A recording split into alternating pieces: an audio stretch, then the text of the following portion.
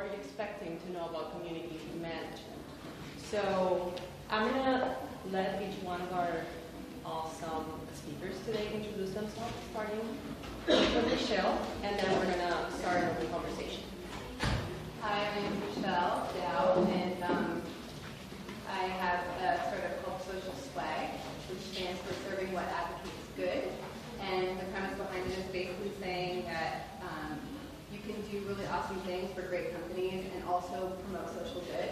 And swag is kind of involved because it has to be really strong creative, no matter what the campaign is, in my personal opinion. And so that's what you cause marketing. Well, thank you, Michelle, for being with us today. Daniela. My name is Daniela Veras.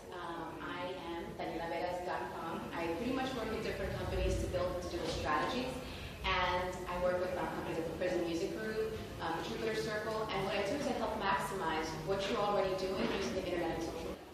So aside from that, I also have a food blog called Eat and a Sheetinist, and I eat a lot, and that's a lot of fun. And I also am an influencer, so they hire me to run different campaigns, to be a part of campaigns, promote different causes, brands, projects, that sort of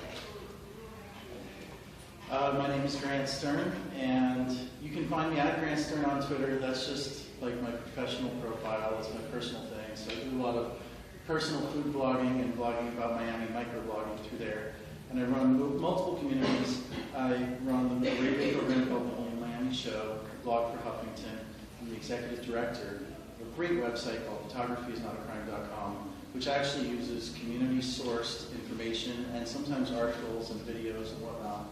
And we actually crowdsource, I'd say, 80% of the articles on this national news journal. And I do a few other things too, but happy to be here with you guys today. Thank you, Grant. And I am Roxana Cantini. I am the general manager of Ads Miami. We are a full-service advertising agency based here in Miami, and we do pretty much everything from market research to production. And we do focus a lot in social media. Currently, we manage, I would say, around 30 social media profiles for different clients, and there's a lot to be said about community management today. So let me ask you a few questions so we can start a conversation. Why are you here today? What are you looking to gain from this panel? It's the brave one. No, I see some hands. Yeah, not everyone at the same time, please. Well, before you get started, let's just do a quick picture, a quick video for Snapchat. Everybody wave. Social media week, y'all! Thank you. So go ahead. So I recently graduated, and in 2014, and this is my very first job ever. So I'm a communications coordinator for ALMA, which is a Hispanic ad firm here in Miami. And so one of my jobs is our social. And so you don't really learn about social in school. And so I guess just kind of bringing forward that education and really learning what could optimize everything for us. Awesome. Awesome. My name is Edward. I'm a social media manager for an ad agency in Boca. I find it difficult to actually create a community that's engaged and actually interact, and not so much we're just pushing ads towards them. Okay. Anyone else? I'd like to know sort of the evolution of the community manager. Like a couple of years back, we saw a lot of agencies, and now I feel like clients every day are moving sort of towards in-house community management. And on the other hand, sort of how to prevent community management like burnout. I supervise some community managers for an agency, and it's sort of something we see every day, 24/7. They're always on, and you get tired and turnover. How do you set guidelines of growth or metrics for the client when you start providing that service? I'm curious to know how you set expectations for the client and that type of thing. I'm curious of the boundaries of intellectual properties, because I know that's a big thing, especially with content easily shared over the internet. So I want to know more about it. Okay. I want to know how to best reach the American community. What's trending here and why? It's relevant to the community here. Okay. I'm from NY Bitcoin Center. I manage social media.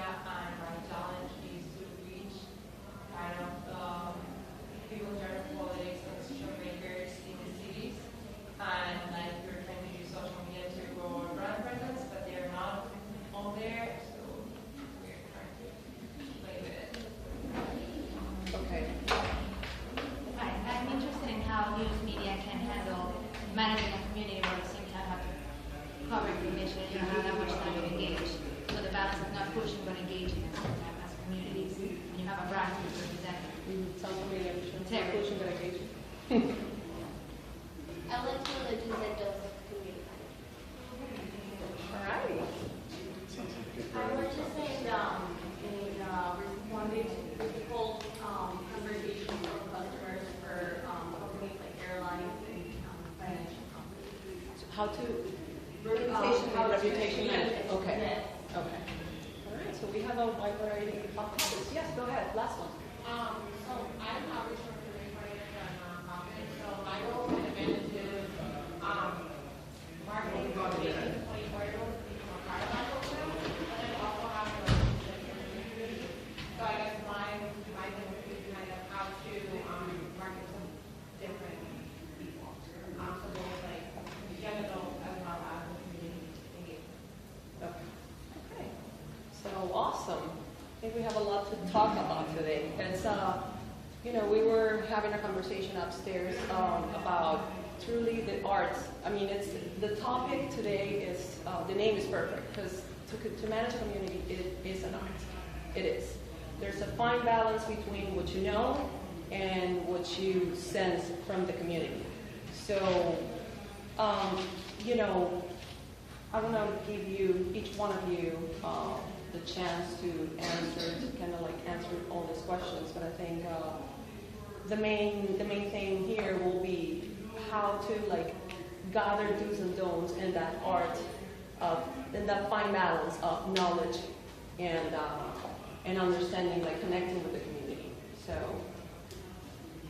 Well, I'd like to talk about your adverse, let's call it adverse management. In other words, when somebody's trolling you, when somebody's angry at you, because that's the most difficult situation. She called it reputation management, but it's also a discussion with somebody who just disagrees with you. And people in general have a tough time having a discussion with someone who disagrees with them, right? Has anybody here had an argument? Just raise your hands if you had an argument with somebody over politics or some issue that you disagree about lately. Yeah? On social media? Well, you guys are a very agreeable crowd. Well, what did you do? Did you unfriend them? Yes? No? Did you block them? Did you say a bunch of mean things to them? No? Sometimes people try that, right? Yeah, we go through that. But in running photographyisnotacrime.com, one of my tasks, among many tasks, is running social media for a news organization that's reporting on some very, sometimes graphic, violent topics, topics that are at the forefront of the zeitgeist, police brutality, citizen journalism, the interaction between people and their government. This is very, very touchy subjects, all of them. And when you have a troll, you have to confront them head on, but not be mean, sarcastic. Anything that you say, it's going to be interpreted very literally. Very literally. So if you want to have a conversation with this person who you think hates you, if you keep everything to the facts, you don't get angry, you don't get personal, you never get personal. That is the one method that you can use to escalate the situation. And something that we report on is how de-escalating a situation can happen. And one example I can give you is that we had a user on photographyisnotacrime.com who was on our Facebook page, and he was on our page commenting on the page. And every single time we would publish anything, he would comment about what happened in Ferguson, Missouri. We were talking in February, okay? We're a First Amendment rights website. We do not want to block anybody, okay?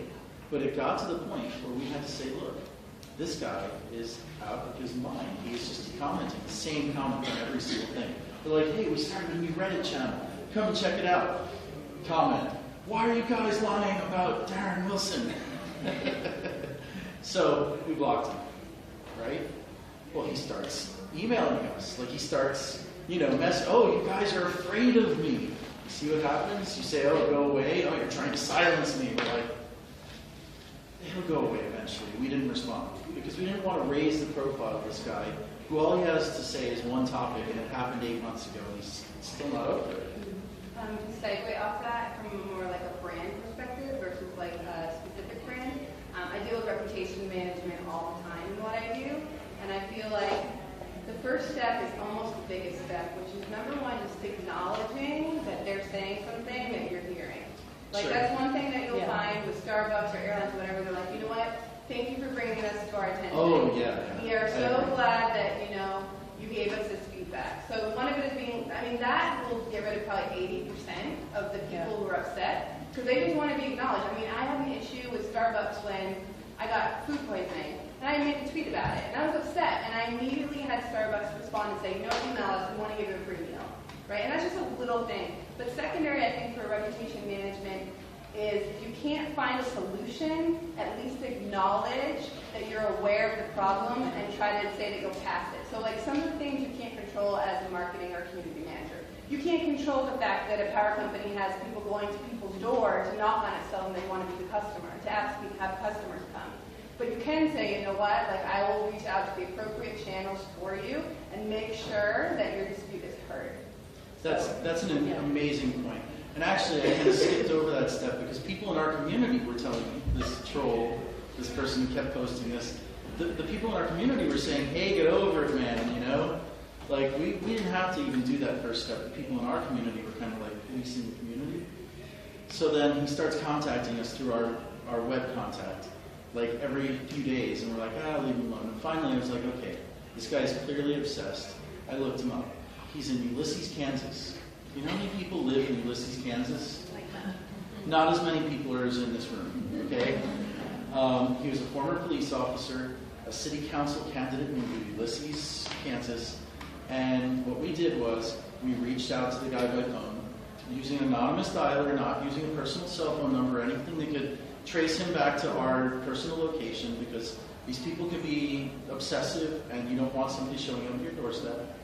And I had a conversation with him. And he told me, I'm upset about this. I said, listen, I understand that you're upset about this. But it's so off topic when we're trying to just tell people about our Reddit channel and you're talking about this issue that happened in one school. So I'll tell you what, we're going to give you another chance. The guy's name is Dan Witter, by the way, if you ever run into him. So I'm like, okay, Dan, we know who you are. You don't know who I am, but I'm going to give you another chance. Now the guy occasionally sends in a story for us to report on. And he's still commenting, and he still says a bunch of dumb stuff, but at least he doesn't spam every single manage the post. crisis, which is, the objective is to manage the crisis. We have a lot of, I would say, guidelines, to manage crisis, because you have to be prepared. And each brand needs to, from the agency perspective, each brand has to develop a tone to manage the crisis. Even though the process would be pretty much the same, acknowledging the person and directing the person, to an email and handle the situation privately. My name, Roxana. Yeah. I want to piggyback on that as well. My background is also in PR, so the way that I look at social media may be different than from, having my own personal properties, but I can have a little more liberty at that point and say whatever I want, personally. But from a brand standpoint, you do want to have a plan in place. You want to go and discuss with your PR department, what are the certain responses you can use? What are the certain ways to segue a conversation and diffuse it? The same way what she was talking about with acknowledging the problem, saying, okay, maybe we don't have a solution right now, but this is what I can offer you. Because like she said, at the end of the day, people just want to be heard. So if you are a brand, the very first thing that I would do is look at some of the common things that people would maybe complain about, certain situations that you may run into, and have a plan for that. Some of the things that I would work on with each brand is saying, okay, one of the brands I work with is Samsung. There was a battery issue, something that was happening in Brazil, and batteries were blowing up. We had a huge meeting about it, and we sat and we talked about, what are the certain responses that you can give people in the media or on social media or wherever it comes from. You have to be able to be prepared to have a direct response for it. Now, from a personal standpoint, maybe you want to go and make phone calls. I don't. I don't want to necessarily go that far to harass somebody, but I do like to be diplomatic. We waited until the fourth email before we called him. All right, man. No judgment here. But that's what I would do from a brand standpoint. From a personal standpoint, that's a little bit different. And that, if someone has questions about that specifically, then we can address that separately. Well, the other thing I want to say is that at the end of the day, customers, consumers, whatever, will judge you more on your response than the person's reaction. Yeah, So that's totally the agree. key. And Stay professional. stay kind, stay attentive. And that's where the opportunity is, to Right. really make a big difference and for the brand to shine. It's how you respond to their reaction. Yeah, it's about civility, and to share some great advice or a great tidbit of advice from a very wise man from who I take counsel. He is my attorney, so I gotta share his paid advice with you guys for free. He said a great rule of thumb is just to have 3 rules. So let's just say 3 rules would be: have a plan before you're actually typing whatever it is you're saying. Have a plan, or think about it when you're making that post. Always be civil and listen, because like Michelle said, if you're listening, you're de-escalating the situation. You're hearing their concerns, and just by doing that, you're maybe getting to the point where you can hit step 3, which is let them know that you're allowed to agree to disagree. Being able to agree to disagree, but doing it civilly, is very important. Yeah, absolutely. And, I'm going to take 2 steps back and visit what building a community is. Because there's definitely something around, where our topic starts is building that community, creating a community, and then sustaining that growth throughout the time. That's what's important. And that's when topics like engagement or crisis management or reputation management, all those topics are relevant. So someone here, you mentioned something about managing social media within the advertising agency. And, that's where I think we kind of should start talking about how to create truly a community and matching the expectations of the client for those who are in the agency field with truly what the community can give. So why don't we talk a little about community building? Okay. Sure. Well, community building for me starts at the back end. I'm big into research. I'm big into looking at data. I'm big into finding out everything about my market and what, let's say it's, which I do a lot of blogging with food, and I did PR for restaurants, like let's say hospitality. I would look at everything that's happening there, look at trends, look at where the pain points are and the emotional points, and then look at and build my strategy around that, build a content strategy, have that go in line with everything else that the brand has going on so that there's some synergy there. So some people would maybe give you some blanket advice about, well, okay, this is what you do. And I think the research goes into that and to inform what your process and your strategy is going to be, even within the same industry. Like one example that I love to give people is I worked with a restaurant group, and they had 5 different restaurants. And within the 5 different restaurants, each one required a different type of content. So how many of you have heard of Salumeria in Midtown? Yeah, Salumeria. Okay. What about Segafredo on Lincoln Road? Segafredo, heard of Segafredo? Okay, so those are owned by the same restaurant group. 2 different strategies in the type of content that go on there. And so at Salumeria, people are more about the real gourmet food. And so when I talked about the content, it had to be delicious and yummy, and that food made you want to lick the screen. That's how it had to be, right? Because that's what the people wanted. But that, again, that required me looking and seeing what people were resonating with. On the other side, Segafredo, they didn't care about food. They cared about cocktails, pictures of people having fun, drinking, having a good time. If I posted something about yummy food, it'd be like, okay, cool. But if there were a bunch of girls drinking cocktails, it's like. Exactly. So it's more about looking at the industry as a whole, and then looking at the brand and what's really resonating with it. Is it fun? Is it exciting? And building your content around that. Because each community and each brand is going to be a little bit different, and it's going to require some work from you on the back end to figure out what's going to resonate. Yeah, I absolutely agree with you. Michelle?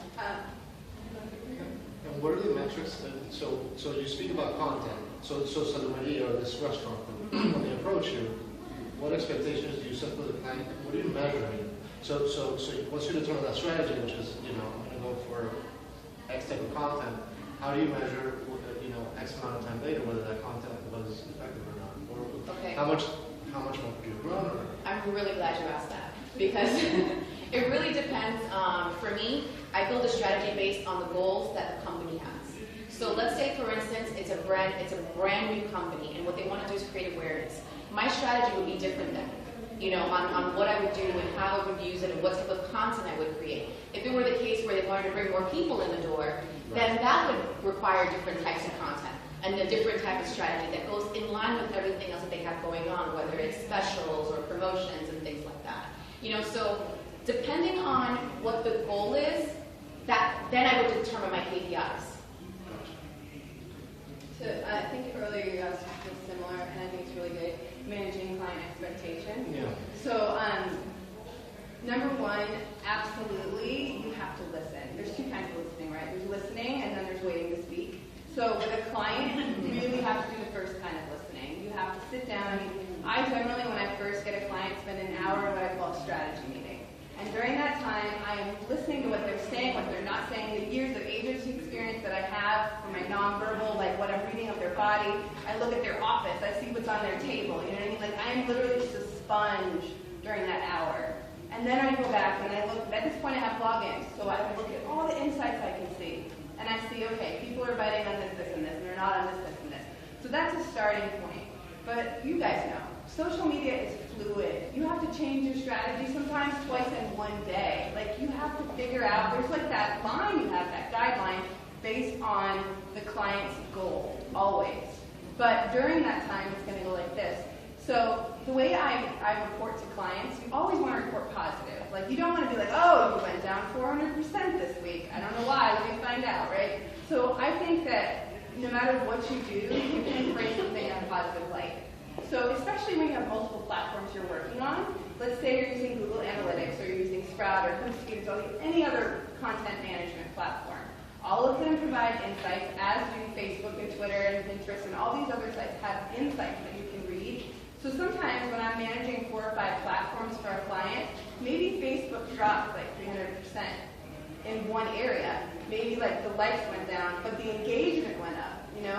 So I'm going to focus on that part of the response that I can keep them really engaged. Because this is how social media works, right? It's like it's a constant up-down, and you want the slope to be up in the end. So I think that experience gets you there, like years of doing it wrong and learning the hard way gets you there, but it's also how you frame it and the way that you communicate it to the client. Just to piggyback on something she said really quick too, half the time your clients don't know what you want. So it's really... Isn't that why they're hiring? But that's the thing, and that's why what she was talking about, that active listening and really listening to them and asking the right questions so that you can create those goals. Because half the time it's just like, I just want you to manage my social media, like just post stuff, you know? And then, you know, and I'm like, no, you can't just post stuff. It's not like, oh, here's a picture of like, you know, my salami. That's not really Snapchat. Hashtag salami. Hashtag get but it's like a lot of times they don't know what they want. So that it's up to you to figure that out and set those expectations yourself and really analyze the data, look at like what's resonating, what's not, and then tell them like, look, this is where I see opportunities, you know. But that has to come from you first, because a lot of times they don't understand what really managing a community is, and that they don't have to be on every single freaking network, you know. Yeah. You know what, I'm going to start with your point and then go way off into the sunset. Because I do something very different than what these two ladies do, which is that I only manage communities that I've built and that I'm managing for my own purposes. I'm not hired gun. You're not hired to it. Yeah. So it's a little bit different. Like I run a community called Heat Fan Club, which we had a blog with the Sun Sentinel when they were doing a community blog initiative. I manage the Photography is Not a Crime communities. I have my Only Miami radio program and our websites and podcasts and all that stuff. They're very different communities. And I'm also involved in this movement that's called No Walmart in Midtown. And that's what I wanted to, you know, you said you don't have to be on every platform. Well, trust me, I'm on every platform for a lot of things. But I've been fighting Walmart in this neighborhood, 6 blocks away from me for 3.5 years. And even though I'm on every platform with everything else, we don't even have a Twitter account. We just have a hashtag. We just went with the hashtag and said, you know what? Hashtag's good enough for this. I mean, here we are 3.5 years later. We have a change.org petition and a domain pointed at it.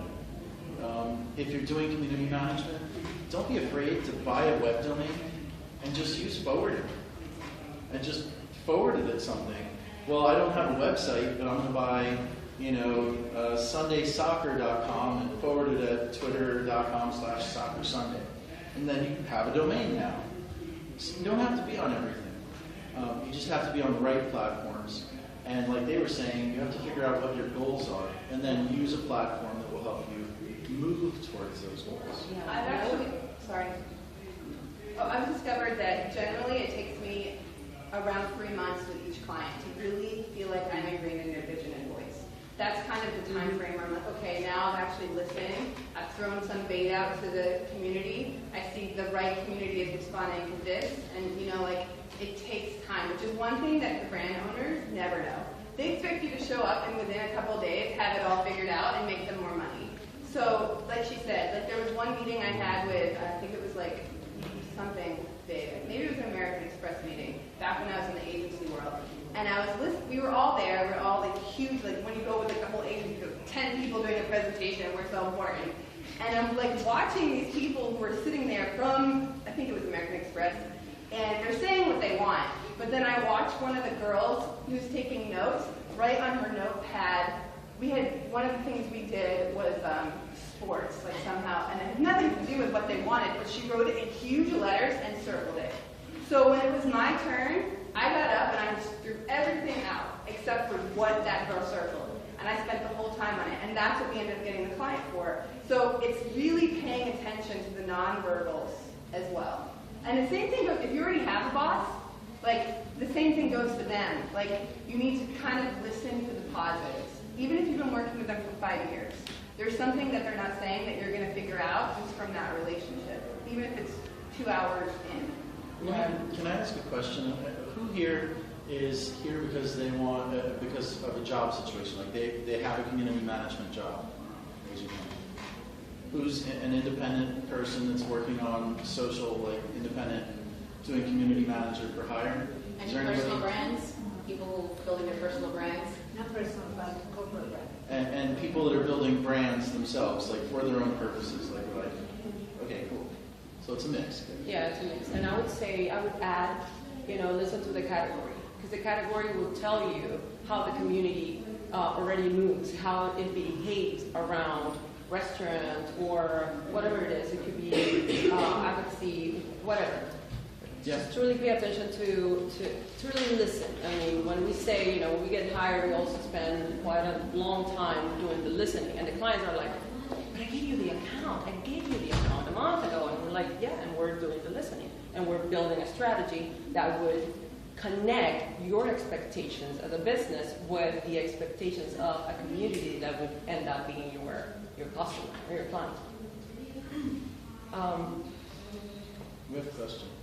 Yes, I look for social media and Instagram, and you have very good pictures. And when you said that the client maybe is just post, whatever, how do you get them to buy that really good picture and buy you the service of getting there in a really good picture? Content. The quality of the content. You're saying how to get really good pictures, how to get the client to buy into getting really good pictures of. Yeah, that client that's saying just post. The client that's saying just post, they don't, or I guess I'm trying to understand your This is question. implying that you spend money? To spend money on getting professional pictures on creative? Okay, it definitely depends on, for me, if it's a highly visual brand like food is, yeah.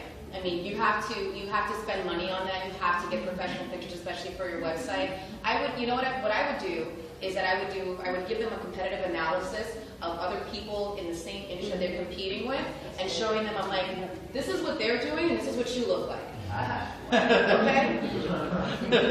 I actually did this the same exercise with Spanish when I was working with Spanish Broadcasting System. I managed 20 other different radio accounts all over. That's exactly what I did. I said, do you see this? This is what you should be looking like.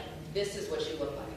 And when they see that, and they see what their competition is doing, it's going to awaken that competitiveness in them. And that's one strategy on how I would get them to buy into something more high-end like that. You mentioned that you work with Samsung. Yes. I have a question. I manage Latin America for the brand for Latin America in Latin America, And I'm trying to figure out whether I should hire, you have a community manager by country? Is that how Samsung does? Or is it managed out of Miami, or is it just one community manager, or you have a community manager? Oh, it's not just one. Well, I'm sure. Or you have heads in each country? From a PR standpoint, I've worked with different agencies in each country to inform the language and the vernacular. Because each country in Latin America especially has their own ways of expressing themselves. I actually managed LATAM for Samsung also. That was my question. Yeah, I did. So, for instance, the way they speak in Argentina is different than the way they speak in Cuba. I also did the Caribbean. So the way that they use their English and the different slang, you have to kind of, depending on the brand, and if it's a fun brand, you kind of want to incorporate a little bit of that, that slang. So personally, I would get some of the general content done like in-house, pass it through the brand, and then have it get a little tweaked by my local agencies. So it still has the same messaging, but with the local flavor. Yeah, and you maintain the strategy. Right. And maintain the voice of the message. Because especially when you're working with these larger corporate brands, that voice and the message is super important. They're so particular about that. So that would be the way that I do it. And that brings up a very good point, and it's about team building, the team that you have behind each brand, and how important it is to build a strategy when you're managing a community. Because when you have several people managing, one single brand, well, the region, it could be just a team within an agency. You do need a strategy. And let me speak about that briefly. You have to be able to manage a group of people to complete a task. So what do you use to manage that? I want hands. What do you use to complete a group task? Anybody? Group task? Trello, Basecamp. Basecamp, Trello. Any others? Slack. Slack. I love Slack. Yeah. Anybody here using Facebook groups? Yeah. Anybody? Yeah. I tried, but kind of get lost with everything else. Well, there's a Facebook groups app, which is super useful, as these two ladies can attest. The thing is, it's about the size of the group. A group of like 5,000 people, a lot of people are probably turning off the notifications. But some of the things that we've accomplished with groups under 100 people, with very, very well-written group statements, would absolutely astonish you. Whether it's putting on a conference or figuring out what the news is on a national basis or whatever the heck it is. That's how we do a lot of our work at photographyisnotcrime.com. That's how we did this. Yeah, of course. And what we do is we have a main group with about 90 to 100 people, never more than 100, that are feeding in what's going on, right? And then we have a few subgroups that are regional, so if something's happening that's maybe not nationally important, they can talk about it in there. And that's how we manage the managers through Facebook groups. I will say the Social Media Club of Southern Florida uses Facebook group for our communication. But there's only 15 people in it, so it's very manageable. I think you're right, for too many people that could be really... Well, that particular group you mentioned has a 5,000 person public group. The larger group, but yeah, the board has its own small, yeah. Sure. It does still get a little drowned out though, I will say. Yeah. But they have to tag us for not to. So, there's a balance. Personally, we tried, someone starts with an A, I don't even remember. Asana. We did Basecamp, and we were going to do Slack, and so we were like, why don't we just do Facebook? And that ended up being the easiest, because it's not one other platform we have to deal with. Right. But that's there are on a other small platforms scale. that are useful for that kind of thing, but for communication, for just general purpose, everybody's seeing the task and being able to give input. And it's a very interesting thing, because then you're building a community that you're also managing, but it's your inner community. So you had a question? So when you're trying to manage a client's community, and it tends to be something that you don't specialize in yourself. For example, I have one customer that's a chemical company. I don't really know chemicals. Do you recommend having the customer kind of produce a lot of their own content? Do you recommend learning as much as you can about them and then producing content for them? Because I don't think I could ever get as much experience and knowledge as they have. if you want a good start is insomnia. Yeah, you're gonna have to learn. You're gonna I'll have tell you to what stay up I late and did learn. a little, I mean, working with Samsung, I don't know a lot of like the technical aspects of it, and there's no way I was going to learn everything. So whenever I was producing content, I would be provided with information. I would then make it sexy and then send it back to them to make sure, to make sure that I didn't speak out of turn or write something wrong. I mean, you can't be expected to know everything about everything. You know, especially when something is so obscure like a chemical field or something like that. So that's what I would do. I would have them provide me with information. Having a content calendar, an editorial calendar will help you tremendously because then you know what you're going to talk about and what type of information you need ahead of time and you can prepare. But wait, let me jump in. After the insomnia, well, maybe before the insomnia, but this is what you really need to figure out. Because chemicals, they're great, but what does that have to do with social media? You have to figure out what is the goal of building a community around what they want to talk about. What is their end game? What do they want out of it? Is it to speak with consumers, to speak with other people that are in the business? Is it to speak with other people that are interested in science casually or seriously or find job applicants? What is it they want to do? That's a very good point. And, you know, to give you an example, we manage at the agency a brand that carries 15 brands of appliances, luxury appliances. I mean, I do love appliances because I love cooking, but that's about it. So we had to study. We had to study the 15 brands, you know, enough as to know how to build a grid, a content grid. So we developed an editorial line with the client, and then we developed grids. Most of the time for months ahead of time, for the quarter.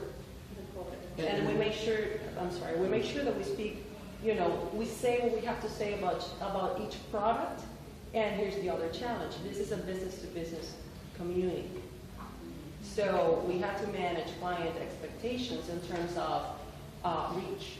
You're not going to have tremendous reach, but you will have engagement with your distributors in the Pan-American region. So that's how we do it. Basically, planning ahead of time, we will validate the content with the client, because he knows, I mean, they know, they're the experts. We are the experts on making it sexy and publishing.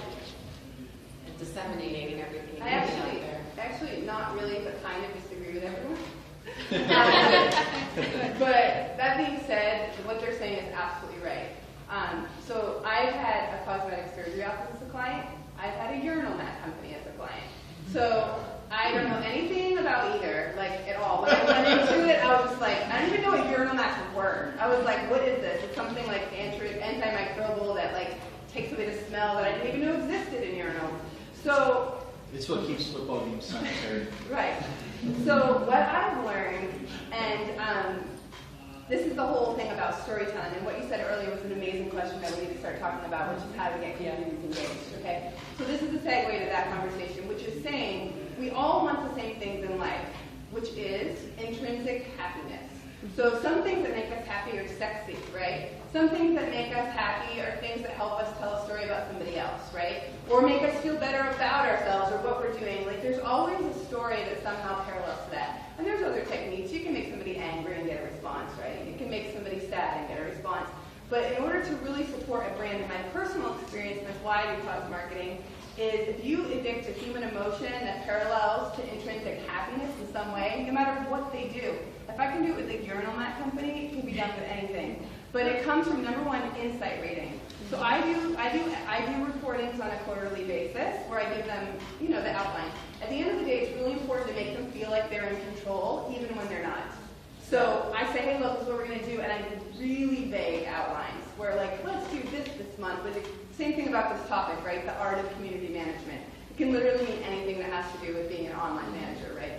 So it's kind of like in that form. And then each week, I do an approval process that's just basically keeping them updated on what we're going to do and where we're going to go. And if there's a team, it's that strategy that flows down through the funnel. But at the end of the day, it's always with the goal of telling a story and not talking about the chemicals. But I don't know, do any of you guys know who Simon Sinek is? He's known for his TED Talks. So that's kind of the mentality I have, which is, at the end of the day, any client's going to talk about the how, which is this outer circle. The next circle is the what. How do we get to the how? How do we get to the end product, the chemical, the whatever, cosmetic surgery? The inside circle is the why. Why did that person care about chemicals in the first place, right? There's some story there that will equal that intrinsic happiness that some other person can relate to. So people don't really care about whatever it is as much as they care about how it makes them feel. So that's kind of my specific thing. And to finish the topic, there's a wonderful, wonderful woman who's moving out of town, unfortunately. Her name is Alex Wall. And she likes to say that the point of marketing is, what's in it for me? So that's something to think about. Like, for your target audience, you have to engage them by saying, well, what's in it for me? And just to give you a little bit of practical know-how, my radio program used to have a lead-in from a guy they called Dr. Chemical. And what he did all for an entire hour of very expensive drive time radio programming was talk about chemicals on the radio for 1 hour. I'm sure anybody who needed to fall asleep from 5 to 6 p.m. turned on his show and promptly got what was in it for them. Which is to say, nothing. It was like he was just saying what he thought was important, but he never had an audience in mind. You have to say what you're saying with an audience in mind. And you've got a very difficult topic to do it. But there's a lot of things in pop culture, for example, that revolve around chemicals. Like, who here's seen Breaking Bad? Okay, there you go. Who here knows what the periodic table is? Who here knows because of Breaking Bad? Come on, raise them. Come on. There you go. We've got community engagement on chemicals in our little room community. But it's not the chemical, it's the story about the person who made the chemical who's hurting a whole bunch of other people with it. Yeah, and that brings up a very good point, and it's facilitating conversation. And I do want you to share with the room what you said about facilitating conversation, Michelle, because there's a lot of value there. So Grant said it actually in a different way, which is their old school marketing is how do I get a group of people to buy into something that I've created or that I believe in, okay? New school marketing is there's one person and each person is their own person and they don't care about you or what you're marketing or what you're doing. They want you to fit into their little circle of life. They want you to fit into the things that they care about. So the marketing has switched. So instead of being able to market, it's like this whole idea of one person marketing to the one versus the group. So my personal experience with it, similar to what I said about intrinsic happiness, is you don't need to really work that hard to create a group as much as you need to find a group that's already there. And so whenever I build a community, that's always the goal. It's the goal to find a coalition of people who believe what you believe, who get the way that you speak, who resonate with your visual and your creative, and who want to help do the marketing for the brand. Number one, that cuts your job in like half or less. And number two, it helps your brand to become viral and become known. That comes with really simple copy that's sexy, that's easy, great creative, that's really on point. It says what you're trying to say without the words. But number two, all you're doing then, like I told her on the phone the other day, is you're facilitating the conversation, similar to the way she's moderating us. So you don't really have anything to do as much as creating those little, like, you know, those guidelines. And you do have to create guidelines because there's going to be that crazy guy who's like, and then there's going to be somebody else who doesn't get it. So it is a facilitation, but that's, in my opinion, like what you're doing other than really controlling or creating. Okay, since she's listening and waiting for her question, not just waiting, I'm taking your question. Oh, because go ahead, dude. No, we want your question. Go ahead. Yeah, I guess it's a little bit related to what you're saying. I was just curious, when it comes to your own accounts, what you all do differently in order to engage communities or to build that up around what you're doing, or is it just sort of, you don't have a client to listen to, it's the same strategy, just your own? You mean personal accounts? Yeah. Personal accounts, or I know you have a personal account with your own brands that you work with, but is there anything that's different that you do or you sort of use on that side? Yeah, I can take that one too. You want to start? Yeah, sure. For me, it's funny you say that. It is pretty similar to what I would do with a client. I keep my people in mind. It's like what's going, and I call them my little Facebook bombs every now and again. Like I just go on my page and I'm just like, I'm going to set this down right here, and I walk away. And then the community just starts, they just talk amongst themselves. I don't say anything. People later. Yeah, I'm just like, I don't even say anything. They're like, Daniela just starts trouble and just walks away. I'm like, yep. But that's so good at like engaging her personal community. I think she's the best person I've ever seen at doing it. Thank you. It's very kind of you to say. But that for me, I think about, okay, these are the things, I see what people respond to when I post it, and sometimes I still test it, like, I do A/B testing. I'm just like, if I post, like it's funny, I write about a bunch of different things. I love, I'm like an undercover hippie. I write about dating, I write about food, I write about travel, I write about community events. I love philanthropy, so I just love things that are involved, that are relevant to the Miami community. And a lot of my people are here, and they're in New York or wherever. So I think about it, I say, okay, what do I think would resonate with them? And honestly, I could show you, I have a social fodder folder that I actually, seriously, I curate content all the time. Like, I don't post it like, I'm like, oh, I see this here. I look for opportune times, like to post things. Like today I did something for Wine Wednesday because it was relevant, and I know sort of like what they respond to, and I think I'm like, I know this is going to start trouble. I'm going to do this one today. Plus she's Dominican and fine as hell. No, but I really don't think about it, like for me, even standing here, it's like, I'm actually really shy in real life, nobody knows it, so shh, don't tell anybody. But I love to take whatever it is that I have and to give it to other people. But whether it's like, for me, it's more about what cause can I promote? What emotions can I evoke? What do I want to make people feel? What conversations do I want to start? And then I look at it, again, I start with my goal in mind. Everything that I do, whatever strategy it is, starts with the end in mind, and then I work backwards and build a strategy around that. It's cool, because like actually what I do is very much the opposite of what she does. I just do whatever I feel like doing. But there are a few things I do more than others. I care more about you. She cares about you. No, I care about you too. I post a lot of food porn. Anybody that follows me knows that I'm a big foodie. But they don't all know that I spent like 7 or 8 years working in restaurants. I was a busboy, I was a cook, I was a waiter, I was a delivery guy. So, I was a manager, and then I actually got into marketing and digital branding through the restaurant business, all the way back in the ancient time before the really good internet in 2000. Actually, what had happened is I worked for a .com company, and tell me if you guys have heard of this company before. It focused on the college market. It had its own built-in messaging system, profiles, dating, groups, photographs. Anybody recognize this? MySpace? No? Anybody? College? Yeah, college? No? High five? Collegeclub.com? No. No? Yeah, I see, it was 15 years ago. But we signed up, I personally signed up about 40,000 people that were going to Miami-Dade and University of Miami to our website. And then went from that to working in a restaurant. And then designed all their digital everything, and then moved into a career in actually graphic design and web design and hosting. And then moved out of that. And the point is to be flexible, but to show these different aspects of whatever it is you're doing in your social. Like I own a mortgage brokerage business, that's how I pay my actual bills. Along with this wonderful media venture, Photography is Not a Crime, which we think will be incredibly profitable by this time next year.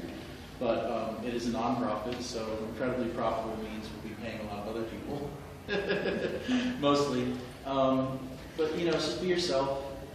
Let people see parts of yourself that you think might be interesting to them, or you just want to share, and do it in a visual way. And just realize that everybody's going to judge you based on that, but it doesn't matter because they're not you. You don't have to listen. Whatever it is that you're doing, just enjoy it. Like when you're doing food porn all the time. Like there's like that small part of the community, and you know what I'm talking about? They're like, how could you eat that? I'm like, man, you didn't watch me eat. You just saw a picture of what came out from the chef. Community or fiance? Both. I just want to piggyback a little bit for those of you that are building a personal brand and that are looking, to figure out, okay, so what type of things do I post? When I said mostly that I'm thinking about my community, it's not so much that I'm molding myself or my platform around my community. It's more that it has to resonate with me, but it also has to resonate with my community. I know that the people that follow me, the people that have me, are because they're resonating with me and who I am and what I represent. So the first thing, if you're looking to build your personal brand, is to decide what your values are and what do you want to be known for? Who do you want to be? And then also inject pieces of your personality. So let's say, for instance, a popular one with women is fashion blogger, right? You want to be a fashion blogger. There's so many fashion bloggers, but they're not you. Okay? So how are they not you? Maybe you're a fashion blogger with a penchant for Star Wars.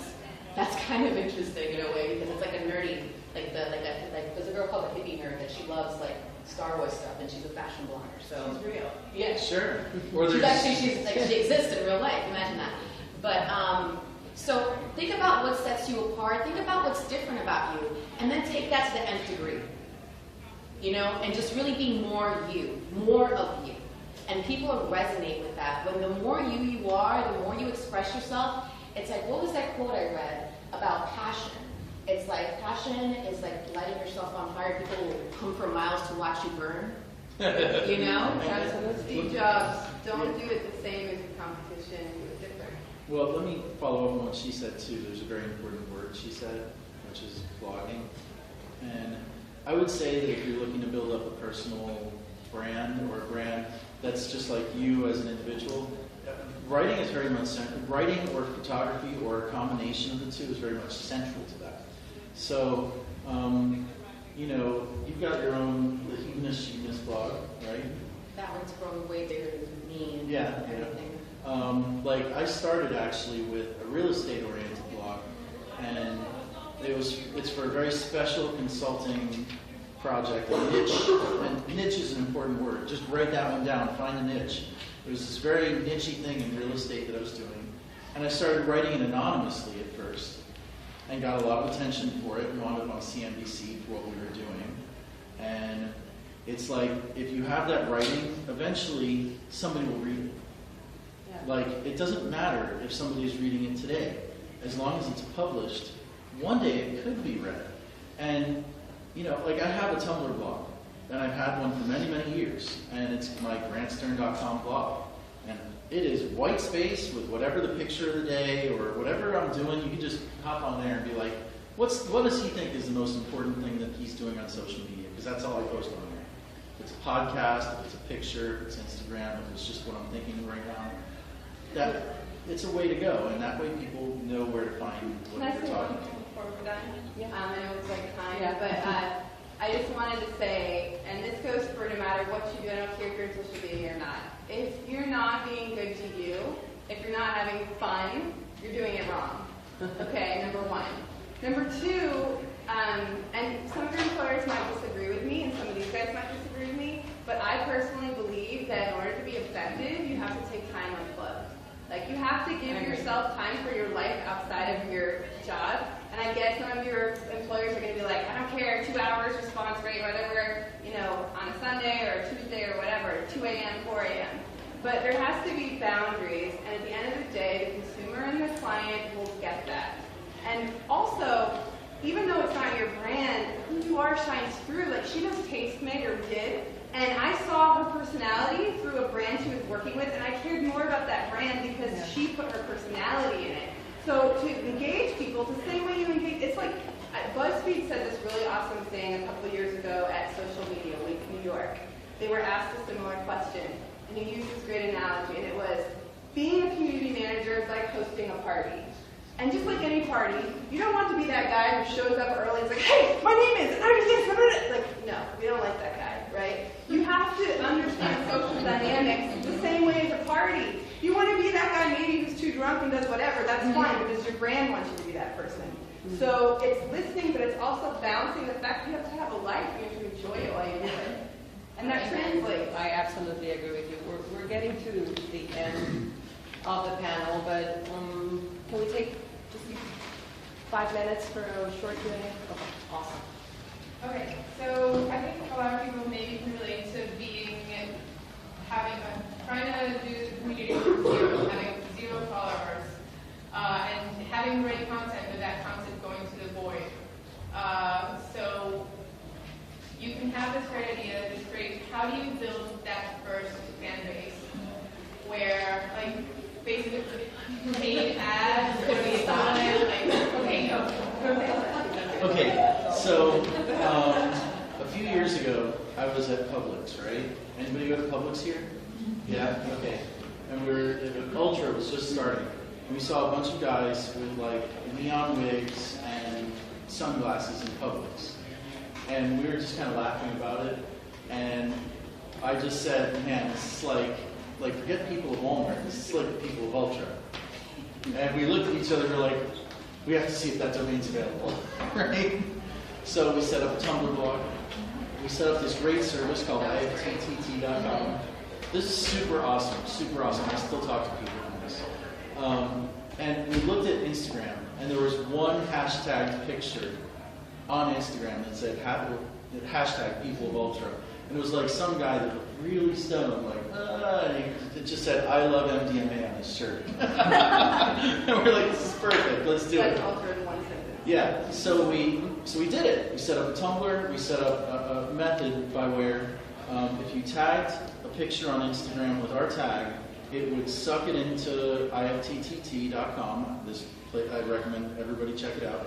And then post it into Tumblr. And it would also save the picture for us. It would tweet it as well.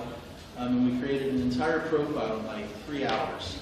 And so we started telling people that we saw using geolocation in Instagram at the show, hey, that when we saw a picture with faces in it, tag this. And by the way, it went nowhere on Facebook. We have like 100 people on Facebook, but we grew like over 1,000 in a weekend on Instagram. Because people were like, hey, I want to see this too. There's the engagement.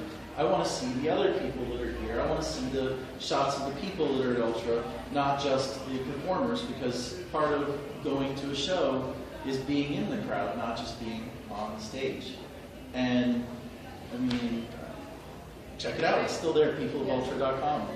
You guys want to add something? I think it's a lot harder when you have a brand that people don't care about, or something that people don't care about. And so, in my personal opinion, in that situation, you can create an amazing amount of content that has the best videos and the best creative and the best verbal and all this other stuff, but you're still not getting found. And so, in that situation, I feel like no matter what brand, they have to give a little bit of allocated funds to doing promoted stuff. Facebook is such a cheap, you can spend $100 a month and get so many impressions. Like, I spent $100 a month for a client and gotten $65,000, yeah. 65K people seeing it in 1 month for $100. So having really strong content is good, but you have to be seen. Well, let me tell you this also. There's a community I started, and if any of you guys want to go join it, it's still new. It's called K9, like the letter K, the letter 9, Watchdogs. And it's just all about instances where police kill personal pets or police dogs are injured in the line of duty. So we started it on a Saturday afternoon with nobody. And I posted this one very evocative photograph of a dog that had been shot in a police incident and survived. And it was a picture of the dog with the dog's story in front of it on a big placard sitting in a field with some stuff in the background. That picture, in a group that had, I want to say at the time, maybe 100 people who liked it, it got over 200,000 impressions in the first week. 200,000 impressions. Not paid, not promoted, 200,000 impressions. So even if you have 100 people in your Facebook page, if you post something that's really evocative, that really resonates, it'll go. It'll go. To give you some other strategies, I mean, I agree with what you were saying, and also something you said earlier, that your community is out there, you just have to find them, and there are different strategies depending on the network and platform that you're on. I definitely agree with throwing money at Facebook, especially when you're in the beginning. You can also do the same thing with Twitter ads. It bumps it up there so people can see if you have the good content, you can bump it up. With Instagram, the strategy is a little bit different, and if you're a smaller brand, it's going to be harder for you to get any ads. I mean, they're just opening up a little bit now, so they made it harder. Yeah, last week. They did. Yeah, they made it. But what I would do with an organic strategy with Instagram is, no, you're good. With Instagram, which especially if you're a highly visual brand, there's a really organic and time-consuming, but you can do it. Again, back-end research. So depending on what the brand is, let's say if it's, I'll go to food because that's what it's like in my head now. I'm hungry. So let's say hashtag foodie, hashtag Miami foodies, hashtag. I would see what hashtags people who love food are using. Yeah. I would look for those people, and then I would see who they're following. And then I'm giving you like golden strategy right here. Copy their followers. Yeah. Go back, like their stuff. You know, it's time consuming. Share their stuff. Reshare their stuff. Give them a little shout out. Again, these are people at the other side. You know, they don't care. Like they want to know that you care about them. You know, so you give a little, and you trust me, you can get a lot. And just think about that. A group of 100 people, no more than the size of this room, could share a post that hundreds of thousands of people will see by the end of this week. It's not about the size, it's about what you're doing with it. And what she said is absolutely right. And to follow up on that, for Twitter, there's a tool called Tweepi, T-W-E-D-P-I. And what it does is really cool, because it doesn't just tell you who is following somebody that's, say, an influencer in your area, but who is their friend. In other words, who is that person following back? And that's something that's not discussed on Twitter so much, who are Twitter friends, in other words, people that follow each other. But they'll obviously have a lot more affinity in your category than somebody that is simply following the person that you would like to. Yeah, and I would you guys do a great job at that. I have, my personal has nothing to do with my brand. In fact, I try absolutely as hard as I can for it to be like, nothing to do with me.